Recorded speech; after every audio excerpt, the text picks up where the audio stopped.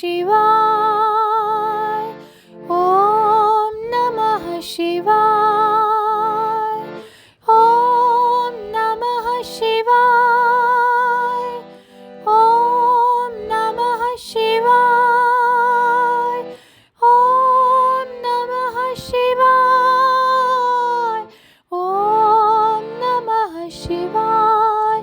नमः शिवाय। नमः शिवाय। नमः शिवाय। नमः शिवाय।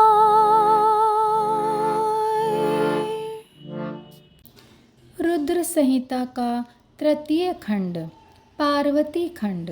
हिमालय के स्थावर जंगम द्विविध स्वरूप एवं दिव्यत्व का वर्णन, मेना के साथ उनका विवाह तथा मेना आदि को पूर्व जन्म में प्राप्त हुए सनकादि की शाप एवं वरदान का कथन। नारद जी ने पूछा, ब्रह्मन, पिता के यज्ञ में अपने शरीर का परित्याग करके दक्ष कन्या जगदम्बा सती देवी किस प्रकार गिरिराज हिमालय की पुत्री हुई? किस तरह अत्यंत उग्र तपस्या करके उन्होंने पुनः शिव को ही पति रूप में प्राप्त किया, यह मेरा प्रश्न है। आप इस पर भली भांति और विशेष रूप से प्रकाश डालिए। ब्रह्मा जी ने कहा, मुने नारद, तुम पहले पार्वती जी की माता के जन्म, विवाह और अन्य भक्ति वर्धक पावन चरित्र सुनो। मुनि श्रेष्ठ, उत्तर दिशा में पर्वतों का राजा हिमवान नामक महान पर्वत है, जो महातेजस्वी और समृद्धिशाली है। उसके दो रूप प्रसिद्ध हैं, एक स्थावर और दूसरा जंगम। मैं संक्षेप से उसके सूक्ष्म स्थावर स्वरूप का वर्णन करता हूँ। वह रमणीय पर्वत नाना प्रकार के रत्नों का आकर खान है और पूर्व तथा पश्चिम समुद्र के भीतर प्रवेश करके इस तरह खड़ा है मानो भूमंडल को नापने के लिए कोई मानदंड हो। वह नाना प्रकार के वृक्षों से व्याप्त है और अनेक शिखरों के कारण विचित्र शोभा से संपन्न दिखाई देता है। सिंह, व्याघ्र आदि पशु सदा सुख पूर्वक उसका सेवन करते हैं। हिम का तो वह भंडार ही है, इसलिए अत्यंत उग्र जान पड़ता है। भांति भांति के आश्चर्यजनक दृश्यों से उसकी विचित्र शोभा होती है। देवता, ऋषि, सिद्ध और मुनि उस पर्वत का आश्रय लेकर रहते हैं। भगवान शिव को भी वह बहुत ही प्रिय है, तपस्या करने का स्थान है। स्वरूप से ही वह अत्यंत पवित्र और महात्माओं को भी पावन करने वाला है। तपस्या में वह अत्यंत शीघ्र सिद्धि प्रदान करता है। अनेक प्रकार के धातुओं की खान और शुभ है। वही दिव्य शरीर धारण करके सर्वांग सुंदर रमणीय देवता के रूप में भी स्थित है। भगवान विष्णु का अविकृत अंश है, इसलिए वे शैलराज साधु संतों को अधिक प्रिय है। एक समय गिरिवर हिमवान ने अपनी कुल परंपरा की स्थिति और धर्म की वृद्धि के लिए देवताओं तथा पितरों का हित करने की अभिलाषा से अपना विवाह करने की इच्छा की। मुनीश्वर, उस अवसर पर संपूर्ण देवता अपने स्वार्थ का विचार करके दिव्य पितरों के पास आकर उनसे प्रसन्नतापूर्वक बोले। देवताओं ने कहा, पितरों, आप सब लोग प्रसन्नचित होकर हमारी बात सुने, और यदि देवताओं का कार्य सिद्ध करना आपको भी अभीष्ट हो तो शीघ्र वैसा ही करें। आपकी ज्येष्ठ पुत्री जो मेना नाम से प्रसिद्ध है, वह मंगल रूपिणी है। उसका विवाह आप लोग अत्यंत प्रसन्नतापूर्वक हिमवान पर्वत से कर दें। ऐसा करने पर आप सब लोगों को सर्वथा महान लाभ होगा और देवताओं के दुखों का निवारण भी पग पग पर होता रहेगा। देवताओं की यह बात सुनकर पितरों ने परस्पर विचार करके स्वीकृति दे दी और अपनी पुत्री मेना को विधि पूर्वक हिमालय के हाथ में दे दिया। उस परम मंगलमय विवाह में बड़ा उत्सव मनाया गया। मुनीश्वर नारद, मेना के साथ हिमालय के शुभ विवाह का यह सुखद प्रसंग मैंने तुमसे प्रसन्नतापूर्वक कहा है। अब और क्या सुनना चाहते हो? नारद जी ने पूछा, विधे विद्वन, अब आदरपूर्वक मेरे सामने मेना की उत्पत्ति का वर्णन कीजिए। उसे किस प्रकार शाप प्राप्त हुआ, यह कहिए, और मेरे संदेह का निवारण भी कीजिए।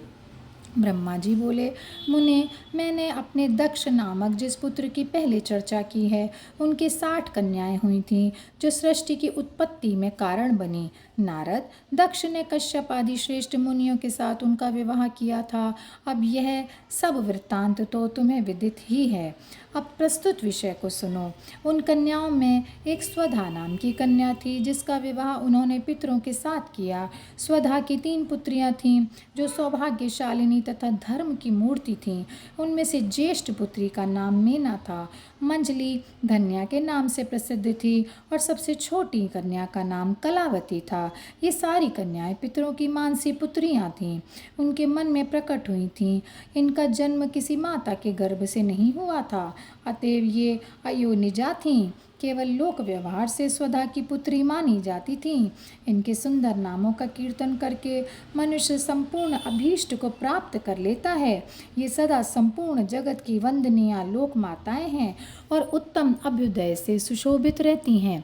सबकी सब परम योगिनी ज्ञान निधि तथा तीनों लोकों में सर्वत्र जा सकने वाली हैं। मुनीश्वर, एक समय वे तीनों बहनें भगवान विष्णु के निवास स्थान श्वेत द्वीप में उनका दर्शन करने के लिए गईं। भगवान विष्णु को प्रणाम और भक्तिपूर्वक उनकी स्तुति करके वे उन्हीं की आज्ञा से वहां ठहर गईं। उस समय वहां संतों का बड़ा भारी समाज एकत्र हुआ था। मुने, उसी अवसर पर मेरे पुत्र सनकादि सिद्धगण भी वहां गए और श्रीहरि की स्तुति वंदना करके उन्हीं की आज्ञा से वहां ठहर गए। सनकादि मुनि देवताओं के आदि पुरुष और संपूर्ण लोकों में वंदित हैं। वे जब वहां जाकर खड़े हुए, उस समय श्वेत द्वीप के सब लोग उन्हें देखकर प्रणाम करते हुए उठकर खड़े हो गए, परंतु ये तीनों बहनें उन्हें देखकर भी वहां नहीं उठीं। इससे सनत कुमार ने उनको मर्यादा रक्षार्थ उन्हें स्वर्ग से दूर होकर नर स्त्री बनने का शाप दे डाला। फिर उनके प्रार्थना करने पर वे प्रसन्न हो गए और बोले। सनत कुमार ने कहा, पितरों की तीनों कन्याओं, तुम प्रसन्नचित होकर मेरी बात सुनो। यह तुम्हारे शोक का नाश करने वाली और सदा ही तुम्हें सुख देने वाली है। तुम में से जो ज्येष्ठ है वह भगवान विष्णु की अंशभूत हिमालय गिरी की पत्नी हो।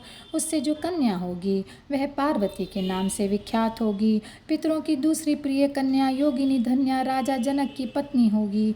उसकी कन्या के रूप में महालक्ष्मी अवतीर्ण होंगी, जिनका नाम सीता होगा। इसी प्रकार पितरों की छोटी पुत्री कलावती द्वापर के अंतिम भाग में वृषभानु वैश्य की पत्नी होगी और उसकी प्रिय पुत्री राधा के नाम से विख्यात होगी। योगिनी मीना पार्वती जी के वरदान से अपने पति के साथ उसी शरीर से कैलाश नामक परम पद को प्राप्त हो जाएगी। धन्या तथा उनके पति जनक कुल में उत्पन्न हुए जीवन मुक्त महायोगी राजा सीरध्वज लक्ष्मी स्वरूपा सीता के प्रभाव से वैकुंठ धाम में जाएंगे। वृषभानु के साथ वैवाहिक मंगल कृत्य संपन्न होने के कारण जीवन मुक्त योगिनी कलावती भी अपनी कन्या राधा के साथ गोलोक धाम में जाएगी। इसमें संशय नहीं है।